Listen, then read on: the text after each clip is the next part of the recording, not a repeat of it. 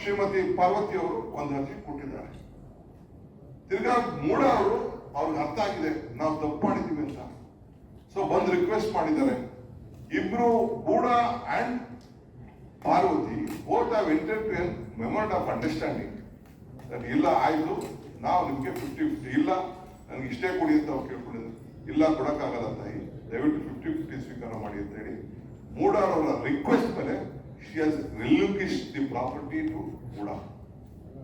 ಅದಾದ್ಮೇಲೆ ಕೊನೆಗೆ ಅವರು ಒಂದು ತೀರ್ಮಾನ ಮಾಡ್ಕೊಂಡಿದ್ದಾರೆ ಮೂಡ ಅವರು. All party leaders are there. It is in a BJP government. Siddaramaiah was not in power at that point of time. ಇಲ್ಲ ಅರ್ಜಿ ಕೊಟ್ಟಾಗಲಿ, ಇಲ್ಲ ಯಾವ್ದಾದ್ರು ಮಂಜೂರಾತಿ ಆ ಸಂದರ್ಭದಲ್ಲಿ ಅಧಿಕಾರದಲ್ಲಿ ಇದ್ದಾಗ ಆಗಿಲ್ಲ. ಬಿಜೆಪಿ ಗೌರ್ಮೆಂಟ್ ಇದ್ದಂತ ಸಂದರ್ಭದಲ್ಲಿ ಎಲ್ಲ ಪಾರ್ಟಿ ನಿಂತ್ಕೊಂಡು ಯಾರೋ ಇಬ್ರು ಮಾತ್ರ ನಮ್ಮ ಪಾರ್ಟಿ ಮೆಂಬರ್ಸ್, ಮಿಕ್ಕಿದ್ದವರೆಲ್ಲ ಅಪೋಸಿಷನ್ ಪಾರ್ಟಿ ಮೆಂಬರ್ಸ್ ಇದ್ದಾರೆ. GT ದೇವೇಗೌಡ ಇದ್ದಾರೆ, ರಾಮದಾಸ್ ಇದ್ದಾರೆ, ಬಿಜೆಪಿ ಗೌರ್ಮೆಂಟ್ ಇದ್ದಾರೆ, ಬಿಜೆಪಿ ಮೂಡ ಚೇರ್ಮನ್ ಇದ್ದಾರೆ, ಅವರೆಲ್ಲ ಇದ್ದಾರೆ. ಅವರೆಲ್ಲ ಇದ್ದಂತ ಸಂದರ್ಭದಲ್ಲಿ ತೀರ್ಮಾನ ಆಗಿದೆ, ಅನ್ಯಾಯ ಆಗಿದೆ, ಈ ಹೆಣ್ಮಗಳಿಗೆ ಅನ್ಯಾಯ ಆಗಿದೆ, ನಾವು ಕೊಡಬೇಕು, ನಾವು ಕೊಡಕ್ಕಾಗಲ್ಲ. ಈ ದೇಶದಲ್ಲಿ ಕಾನೂನಿದೆ, ಸುಪ್ರೀಂ ಕೋರ್ಟ್ ಜಡ್ಜ್ಮೆಂಟ್ ಇದೆ. ನಾನಿಲ್ಲ ಸುಪ್ರೀಂ ಕೋರ್ಟ್ ಜಡ್ಜ್ಮೆಂಟ್ ನಾನು ಓದ್ತೀನಿ. ನಾನು ಸುಪ್ರೀಂ ಕೋರ್ಟ್ ಜಡ್ಜ್ಮೆಂಟ್ ನೀವು 60-40 ಕೊಡಕ್ಕಾಗಲ್ಲ. ಅವ್ರು ಯಾರೋ ಮೈಸೂರಲ್ಲೇ ಒಂದು ಅರ್ಜಿ ಹಾಕೊಂಡಿದ್ದಾರೆ, ನನಗೆ 60-40 ಬೇಡ ಅಂತ. ಸುಪ್ರೀಂ ಕೋರ್ಟೇ ಒಂದು ಡೈರೆಕ್ಷನ್ ಇಶ್ಯೂ ಮಾಡ್ತಾರೆ ಮೂಡಾಗೆ. ಏನಂತಂದ್ರೆ this responded be given 50% of the developed area against 40%. ಅಂದ್ರೆ 40% ಕೊಡಬೇಕು ಅಂದ ತಕ್ಷಣ ಅವನು ಕೇಸ್ ಕೊಟ್ಟ ತಕ್ಷಣ ಇಲ್ಲ ಅವ್ನಿಗೆ 50% ಅಂತ ಅಂದ್ಬಿಟ್ಟು ಸುಪ್ರೀಂ ಕೋರ್ಟ್ ಜಡ್ಜ್ಮೆಂಟ್ ಇಲ್ಲಿದೆ. ಇಂಥದ್ದು ಬೇಕಾದಷ್ಟು ಜಡ್ಜ್ಮೆಂಟ್ ಇದೆ. ಮತ್ತೆ ಅರ್ಬನ್ ಡೆವಲಪ್ಮೆಂಟ್ ಅವರು ಕಾನೂನು ಮಾಡ್ಕೊಂಡಿದ್ದಾರೆ, ಇದು ರೆಸಲ್ಯೂಷನ್ ಮಾಡ್ಕೊಂಡಿದ್ದಾರೆ, ಲಾ ಮಾಡ್ಕೊಂಡಿದ್ದಾರೆ, ಇದನ್ನು ಬೈಲಾ ಮಾಡ್ಕೊಂಡಿದ್ದಾರೆ. ಆ bylaw has been stamped with N act. ಕಾನೂನು ಇದೆ, ಈ ರೀತಿ ಹೀಗೆ ಮಾಡ್ಕೋಬಹುದು. ನಮ್ಮಲ್ಲೂ ಇದೆ, ಈ ಬೆಂಗಳೂರಲ್ಲೂ ಇದೆ, 60-40 ಸ್ಕೀಮ್ ಇದೆ, 50-50 ಸ್ಕೀಮ್ ಇದೆ. ಆಮೇಲೆ ಏನಾದ್ರು ನಾವು ಇಲ್ಲೀಗಲ್ ಆಗಿ ಎನ್ಕ್ರೋಚ್ ಮಾಡಿದ್ರೆ 100% ಕೊಡುವಂತ ಒಂದು ಅವಕಾಶ ಇದೆ. ಅದನ್ನ ಮಾಡಿ ಮೂಡಾಗೆ she has hand over the property. ಆದ್ಮೇಲೆ ಅವರು ಸೈಟ್ ನ ಕೊಟ್ಟಿದ್ದಾರೆ. ಶಿ ಹ್ಯಾಸ್ ನಾಟ್ ಆಸ್ಕ್, ಅವ್ರು ಕೇಳಿಲ್ಲ ಇಂಥ ಕಡೆನೆ ಕೊಡಿ ಇಂಥ ಮಾಡಿ ಅಂತ ಹೇಳಿಲ್ಲ. ಮೂಡ ಅವರು ತೀರ್ಮಾನ ಮಾಡಿ ಕೊಟ್ಟಿದ್ದಾರೆ. ವಾಟ್ ಇಲ್ಲಿಗಲ್ ವಿಷಯ ಅಷ್ಟೇ. ಇವೇನು ಚೀಫ್ ಮಿನಿಸ್ಟರ್ ಸೈನ್ ಹಾಕಿದ್ರ, ಇಲ್ಲ ಇನ್ಫ್ಲೂಯೆನ್ಸ್ ಮಾಡಿದ್ರೆ ದಾಖಲೆ ಇಲ್ಲ. ಈ she not in individual lady as she doesn't right. ಏನೊಬ್ಬ ಅಣ್ಣ ಕೊಟ್ಟಿದ್ದಂತ ಜಮೀನ ತೆಗೆದುಕೊಳ್ಳಕ್ಕೆ ಹಕ್ಕಿಲ್ವಾ? ಇಲ್ಲ ಯಾವ್ದಾದ್ರು ಜಮೀನು ಎನ್ಕ್ರೋಚ್ ಮಾಡ್ಕೊಂಡಿದ್ರ? ತಾನು ಕಳ್ಕೊಂಡದ್ದ ನಾನು ಕೇಳ್ಕೊಳ್ಬೇಕು, ತನ್ನ ಮಕ್ಕಳಿಗೋ ತನ್ನ ಫ್ಯಾಮಿಲಿಗೋ ರಕ್ಷಣೆ ಮಾಡ್ಬೇಕೆ ಸರ್ಕಾರಕ್ಕೆ ಮೂಡಾಗೆ ಕೇಳ್ಕೊಂಡಾಗ ಅದು ವಾಲಂಟಿಯರ್ ಆಗಿ ತಿರ್ಗಾ ಬಿಟ್ಕೊಟ್ಬಿಟ್ಟು ತಿರ್ಗಾ ಕಾಂಪನ್ಸೇಷನ್ ಕೊಡಿ ಅಂತ ಕೇಳೋದು ತಪ್ಪ? ಏನೊಂದು ದೊಡ್ಡ ಅಪರಾಧ ಈ ದೇಶದಲ್ಲಿ ಈ ರಾಜ್ಯದಲ್ಲಿ ಆಗಿದೆ. ಏನ್ ಬಿಜೆಪಿಯವರು ಏನ್ ಇದಕ್ಕೆ ಲೂಟಿ 4,000 ಕೋಟಿ ಅಲ್ಲ ರೀ. 1993 ಸೈಟು ಬಿಜೆಪಿ ಕಾಲದಲ್ಲಿ ಅಲರ್ಟ್ ಆಗಿದೆಯಲ್ಲ, ಯಾರು ಮಾಡಿದ್ರು? ಯಾಕೆ ಮಾಡಿದ್ರು? ಕಾನೂನಿನಿಂದ ಮಾಡಿದ್ರ? ನೀವೇನ್ ಮಾಡ್ತಿದ್ರಿ? ಇದು 2 ವರ್ಷದಿಂದ ಬಂದಿತ್ತಲ್ಲ ಪೇಪರ್ ಅಲ್ಲಿ, ಇದ್ರ ಬಗ್ಗೆ ಎಲ್ಲ ಯಾಕೆ ಮಾತಾಡ್ಲಿಲ್ಲ ನೀವು ಬಿಜೆಪಿಯವರು? ಈಗ ಏನಂತದ್ದು? ಏನು ಇಲ್ಲಿಗಲ್ ಆಗಿ ಏನಾದ್ರು ಮುಖ್ಯಮಂತ್ರಿ ಯಾವ್ದಾದ್ರು ಇನ್ವಾಲ್ವ್ಮೆಂಟ್ ಆಗಿ ಅವ್ರ ಸ್ವಂತಕ್ಕೆ ಏನಾದ್ರು ಆಗಿತ್ತು ಅಂತಂದ್ರೆ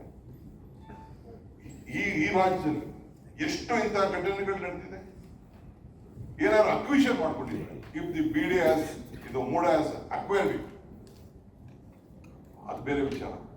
ಎನ್ಕ್ರೋಚ್ ಮಾಡಿದ್ದಾರೆ, ಅವರೇ ಹೋಗಿ ಸೈಟ್ ಫಾರ್ಮೇಶನ್ ಮಾಡಿದ್ದಾರೆ. ಆ ಸೈಟ್ ಅನ್ನ ವಾಪಸ್ ಕೊಡಿ ಅಂತ ಕೇಳಿದ್ದಾರೆ. 3 ಎಕರೆ ಚೀಲ ಕೊಟ್ಟು ಅದನ್ನು ಕೊಟ್ಬಿಡ್ಬೋದಾಯ್ತು ಅವರು. ಅವ್ರ ಕೈಲಿ ಯಾಕೆ ಕೊಡಕ್ಕಾಗಲಿಲ್ಲ ಅಂದ್ರೆ by the time they had allotted a site to someone, third party right create ಆಗಿತ್ತು, ರಿಜಿಸ್ಟ್ರೇಷನ್ ಆಗೋಗಿತ್ತು. ಆ ದೃಷ್ಟಿಯಿಂದ ಮಾಡಿ ಮಿಕ್ಕಿದ್ದು ಬೇರೆ ಹಿನ್ನೆಲೆ ಎಲ್ಲ ನಾನೇನು ಹೇಳಬೇಕಾದ ಅವಶ್ಯಕತೆ ಇಲ್ಲ. That is A different question. ಈಗಾಗಲೇ ಚೀಫ್ ಮಿನಿಸ್ಟರ್ ಅವರು ರಿಪ್ಲೈ ಮಾಡೋ ಸಂದರ್ಭದಲ್ಲಿ ನಾನು ಗಮನಿಸಿದ್ದೇನೆ, ಅದಕ್ಕೆ ಬೇಕಾದಷ್ಟು ಅವರು ವಿಚಾರವನ್ನು ತಿಳಿಸಿದ್ದಾರೆ.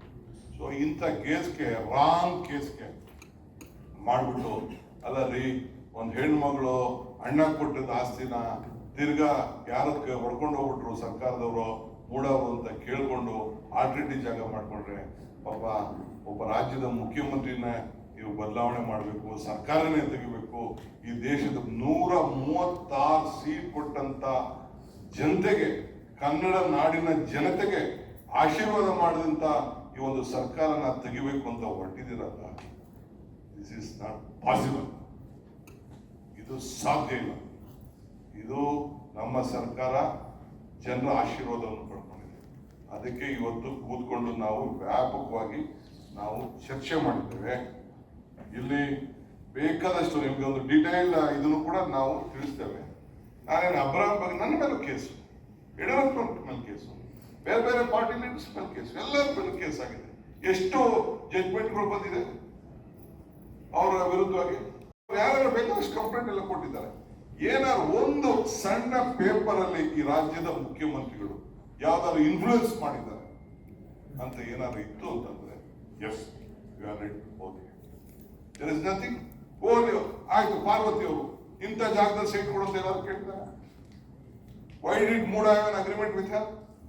ಬರ್ಕೊಂಡು MOU ಮಾಡ್ಕೊಂಡಿದ್ದಾರೆ. ಅಲಾಟ್ಮೆಂಟ್ ಲೆಟರ್ ಇರ್ತಾರೆ, ನಿಮ್ಗೆ ನೋಡಮ್ಮ 50-50 ಕೊಡ್ತಾ ಇದ್ದೀನಿ, ನಿಮ್ಗೆ ಜಾಸ್ತಿ ಕೊಡಕ್ಕಾಗಲ್ಲ, 50-50 ಕೊಟ್ಟಿದ್ದಾರೆ, ಲೆಟರ್ ಕೊಟ್ಟಿದ್ದಾರೆ. She has agreed. She had signed with a bond paper. She has relinquished the deed in favor of Muda without acquiring a property since they have requested. ಎಲ್ಲರೂ ಕೂಡ ಪಾಪ ತಪ್ಪಾಗೋಯ್ತು ಅಂತ ಎಲ್ಲ ಬಿಜೆಪಿ ಲೀಡರ್ಗಳನ್ನೇ, ಯಾರು ಬಿಜೆಪಿ ಅಧ್ಯಕ್ಷರಿದ್ದಾರೋ, ಯಾರು ಬಿಜೆಪಿ ಮಂತ್ರಿ ಇದ್ರು, ಇವರೇ ಸೈನ್ ಹಾಕೊಟ್ಟು ಮಾಡಿದ್ದಾರೆ.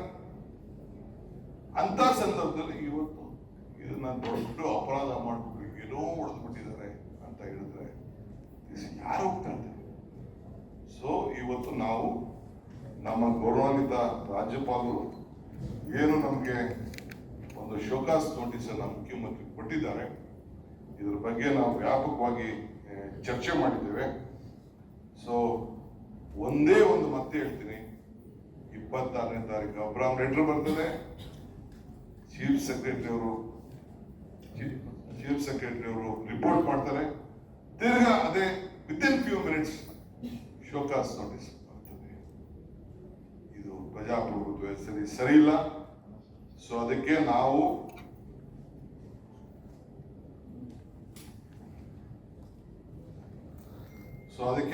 ಇವತ್ತು ನಾವು ಕೌನ್ಸಿಲ್ ಆಫ್ ಮಿನಿಸ್ಟರ್ಸ್ ಕೂತ್ಕೊಂಡು ಎಲ್ಲರೂ ಕೂಡ ಮುಖ್ಯಮಂತ್ರಿಗಳು ಬಿಟ್ಟು ನನ್ನ ಅಧ್ಯಕ್ಷತೆಯಲ್ಲಿ ಮುಖ್ಯಮಂತ್ರಿಗಳು ನನ್ನ ನಾಮಿನೇಟ್ ಮಾಡಿ, ಇದನ್ನು ನನ್ನ ಸಬ್ಜೆಕ್ಟ್ ಇರೋದ್ರಿಂದ, ನನ್ನ ಮೇಲೆ ಆರೋಪ ಇರೋದ್ರಿಂದ ನಾನು ಇಲ್ಲಿ ಇರೋದು ಸರಿ ಇಲ್ಲ ಅಂತೇಳಿ ಅವ್ರು ನನ್ನ ನನ್ನ ಜವಾಬ್ದಾರಿ ಕುಂಡಿಸಿ ನಾನು ಇವತ್ತೆಲ್ಲ ಚರ್ಚೆ ಮಾಡಿ, ನಾನು ಹೇಳ್ದಂಗೆ ಎಲ್ಲ ನಾನು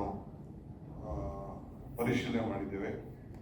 ಇವತ್ತು ನಾವು ನಮ್ಮ ಗವರ್ನರ್ ಅವ್ರಿಗೆ ನಾವು ಅವ್ರಿಗೆ ಅಡ್ವೈಸ್ ಮಾಡಬೇಕು ಅಂತೇಳಿ ನಾವು ಕೌನ್ಸಿಲ್ ಆಫ್ ಮಿನಿಸ್ಟರ್ಸು ನಾವು ತೀರ್ಮಾನ ಮಾಡಿದ್ದೇವೆ.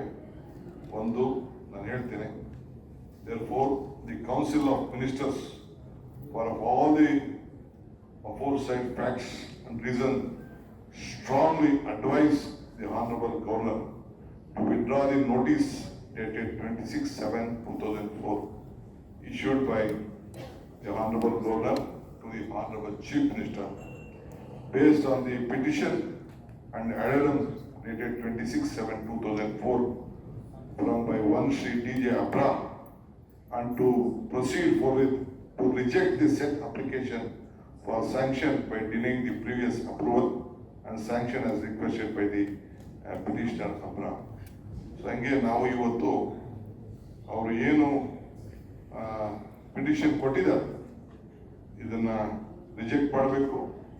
ನಮ್ಮ ಮುಖ್ಯಮಂತ್ರಿಗಳಿಗೆ ಏನು ಶೋಕಾಸ್ ನೋಟಿಸ್ ಕೊಟ್ಟಿದ್ದಾರೆ ಅದನ್ನ ವಿಡ್ರಾ ಮಾಡಬೇಕು ಅಂತ ಹೇಳಿ ನಮ್ರತೆಯಿಂದ ಗೌರವಾನ್ವಿತವಾಗಿ ಅವ್ರಿಗೆ ನಾವು ಮನವಿ ಮಾಡ್ತೀವಿ, ಅಡ್ವೈಸ್ ಮಾಡ್ತೀವಿ.